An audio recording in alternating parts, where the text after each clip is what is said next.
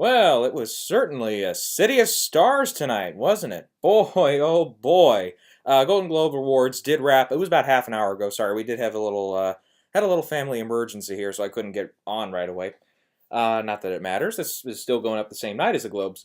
We had 14 film categories. I had 8 correct predictions, so at the end of it all, it was a little more than half, but still not a great performance for me tonight. Um, and for the most part, for the ones I got right, they were front runners. None of them were really out there choices. And for the ones I did not get, it was one of the alternatives that we mentioned usually. For Best Picture Drama, that did end up going to Moonlight. Not too surprised. I've got the master list with me here. Not too surprised. At the end of it all, the three big Oscar players this year, Manchester by the Sea, Moonlight, and La La Land, all were awarded something at least. La La Land got a lot. But Manchester did take Casey Affleck, which I had incorrect. I had Denzel Washington winning that one. Um, it was a last minute switch. I did have Casey Affleck previously, so that one should have stuck to my guns on. But and it makes sense why they awarded him because he is tremendous in the movie too. For Best Actress in a Drama, I think we were all wrong with Natalie Portman. That went to Isabelle Huppert. And actually, I was looking up a lot of the odds-on favorite. I mean, obviously, odds-on favorite was Natalie. But the next people that they mentioned were Ruth Negga and Amy Adams. So she was in fourth place. Isabelle Huppert was. So they not only did they see Elle, which I said hopefully they did, they loved it. They really loved it because they gave it foreign language film and Best Actress in a Drama. So this definitely solidifies that Isabelle Huppert, who maybe in the last week or two has lost a little steam since we haven't had an awards nomination or awards show in a little bit, that she is in this race. And as far as is she going to take down Natalie Portman or Emma Stone, that question previously I was not thinking of, but now we got to consider it. Now we got to consider her the third horse in this race, definitely. As far as the other two nominees in the category, I do think Amy Adams will get in. Arrival, I have it getting in for like 8 or 9 nominations, so that's got to happen.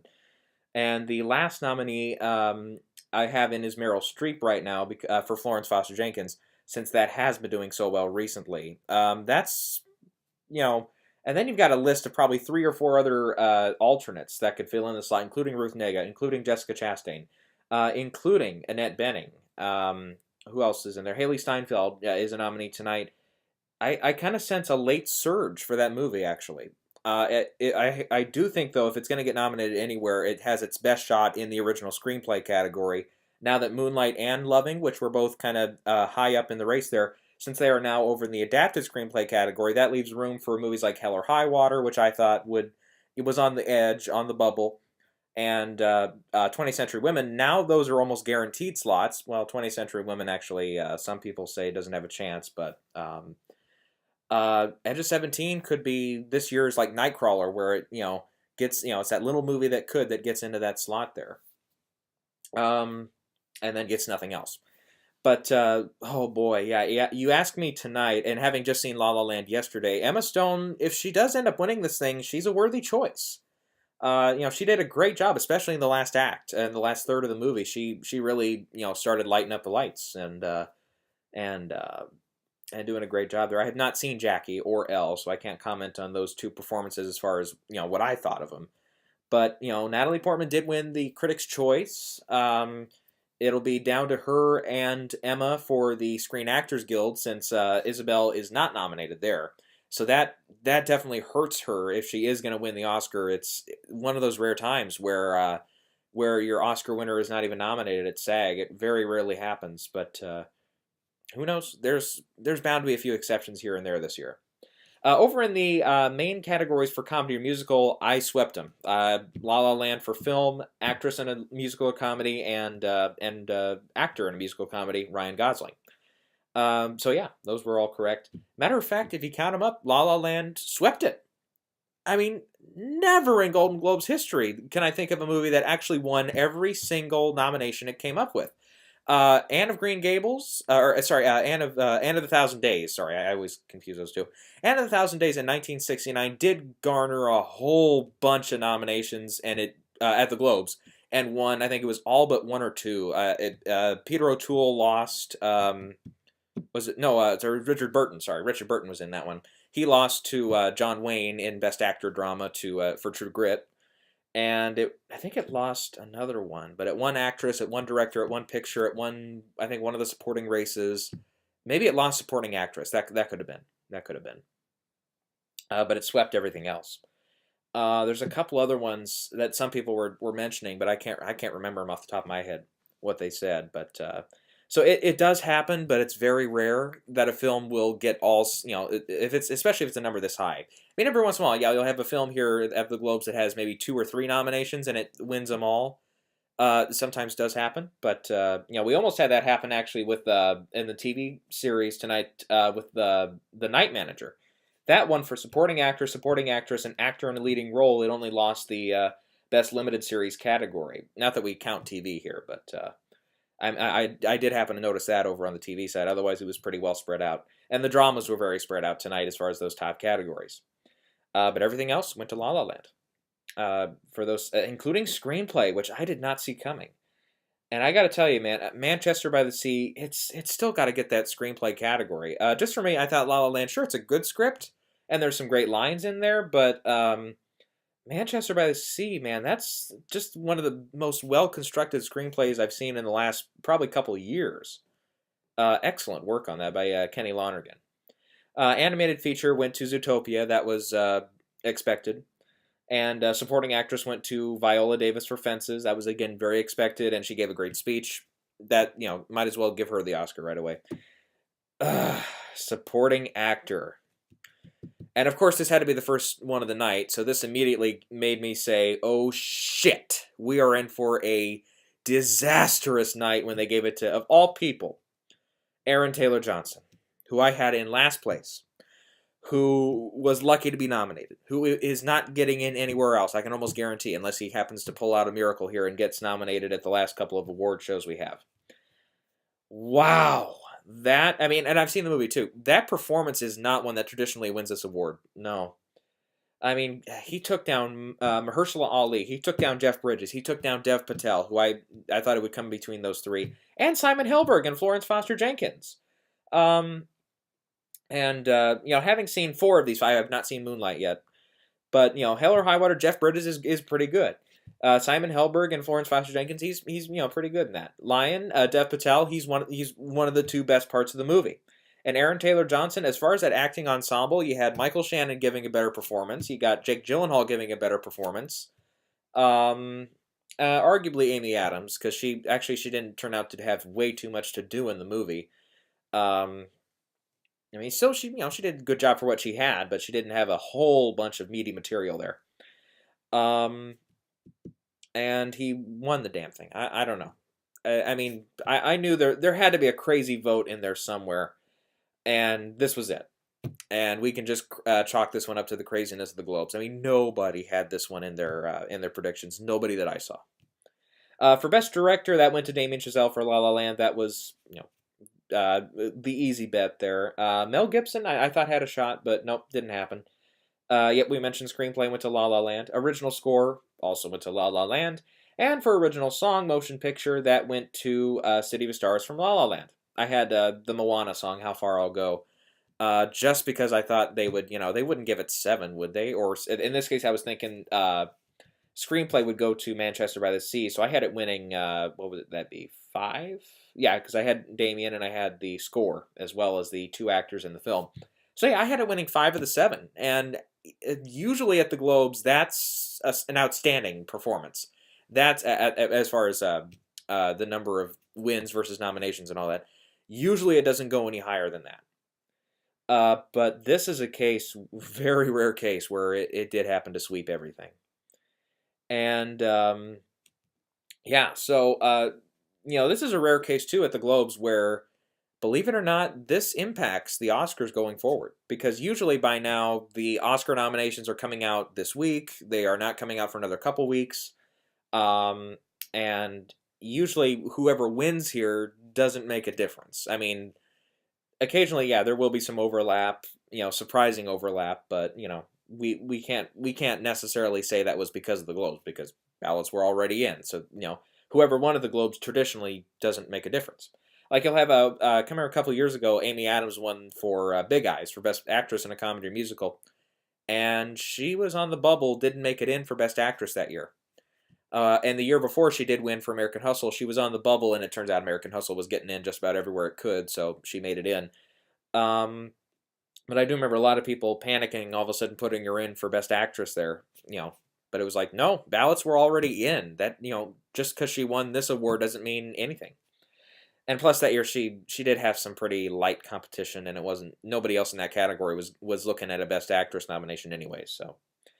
Anyways, but yes, so this definitely helps Moonlight, and I do think this helps Moonlight at the Screen Actors Guild Awards as well. Even though it only has 3 nominations there, whereas Manchester has 4, and I do still have Manchester winning that outstanding ensemble nomination at the Screen Actors Guild. That's in a few weeks here.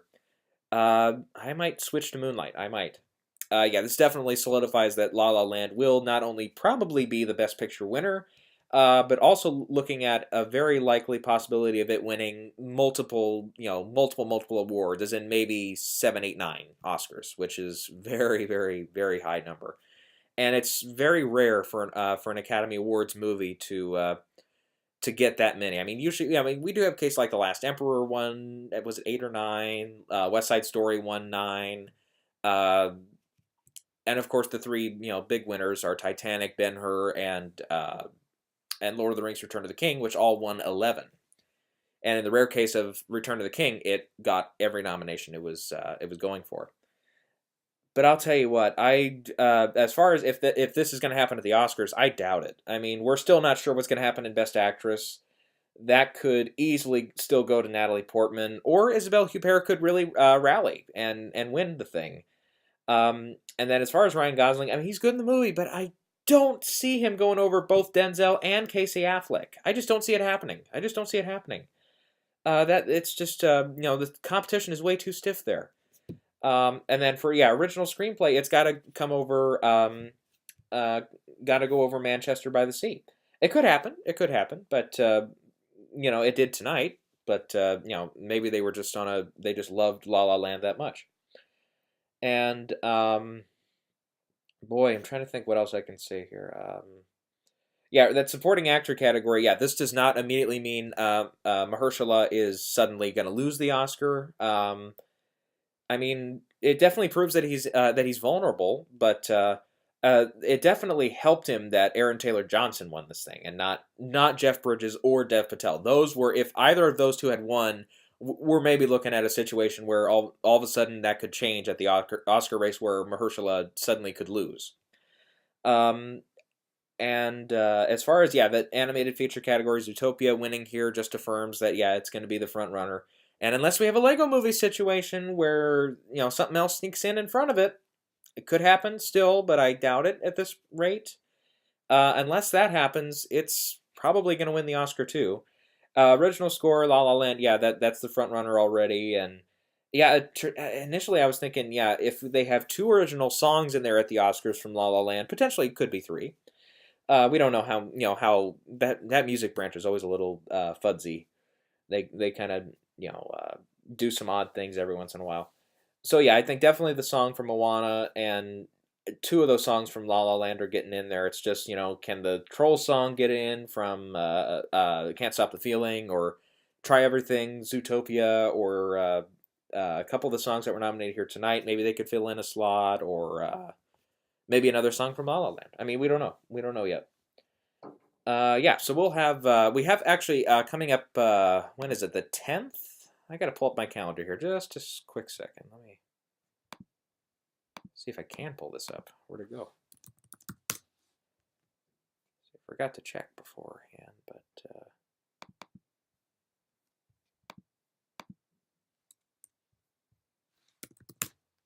no, I can't find it. I thought I had it here. It was IndieWire, I think had it. Here we go. Yeah. I got to pull up when BAFTA nominations are. I believe they're this week. Yeah, because they just had the Tea Party yesterday. And yes, so on the 10th, that's coming up this Tuesday. The BAFTA nominations will be announced on Tuesday. It'll be Tuesday morning for them, which means very late at night here in the U.S. And we also have the Producers Guild Award nominations announced on Tuesday. That'll just be a list, so we don't have a live reactions to that. Now, yeah, this last year I did do a live reaction to the nominations at BAFTA. It just depends on what time they are, because yeah, this I'm in a place now where I've got to get up early every day, so I don't know if maybe I'll just go to bed early and then wake up in the middle of the night to see the nominations. I don't know, or I might just do a reaction after the fact. I do actually have solid predictions this time. I have a list of predictions for BAFTA this year, and Gold Derby has one too. So that kind of triggered my interest in doing it this year for sure.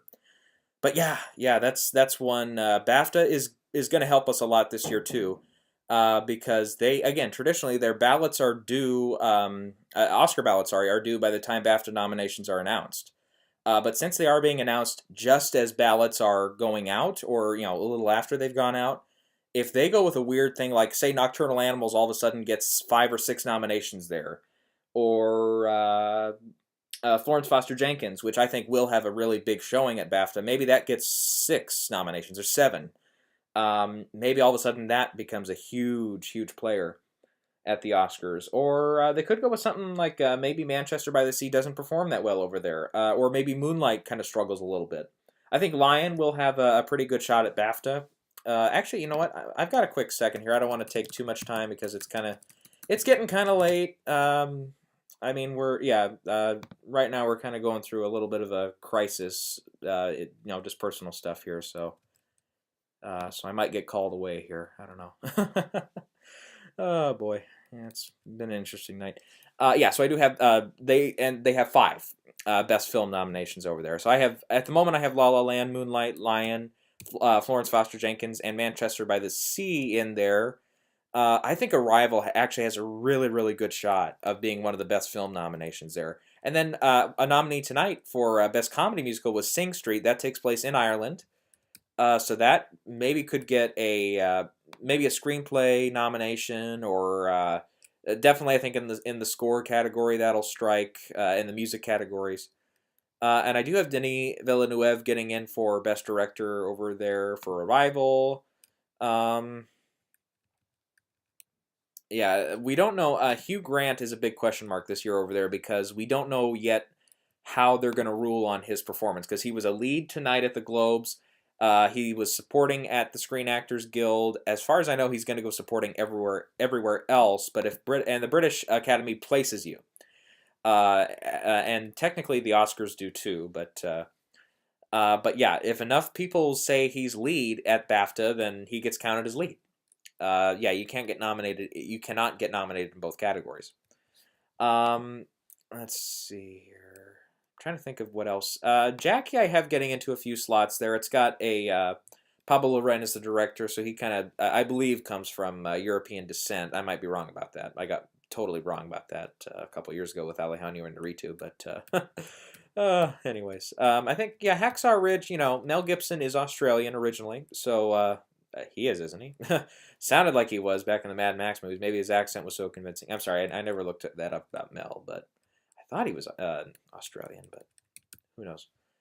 I'm trying to think. Yeah, definitely. Yeah, Florence Foster is gonna get a whole bunch of stuff over here on Tuesday morning. Yeah, Hacksaw Ridge again. We'll get into a few slots here. And I'm sure La La Land will still do really well. What was the one thing I was looking at that I said, I don't know.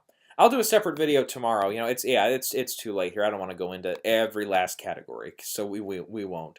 And then I'll, I might as well shoot out, while on that same video there, at the same as the BAFTA video, I'll go ahead and shout out what I have getting in, because they have 10 nominees at the Producers Guild Awards.